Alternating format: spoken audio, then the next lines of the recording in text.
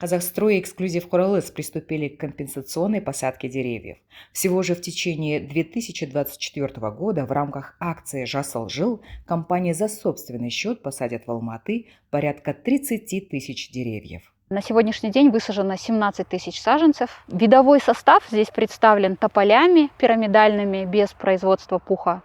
И также вяз мелколистный, это то есть, как мы в народе называем карагаш. Данная территория является санитарно-защитной зоной ТЭЦ. И по санитарным нормам санитарно-защитные зоны должны быть озеленены от селективных зон как раз-таки для того, чтобы препятствовать и фильтровать движение воздушных масс, которые идут от ТЭЦ в сторону города. Да?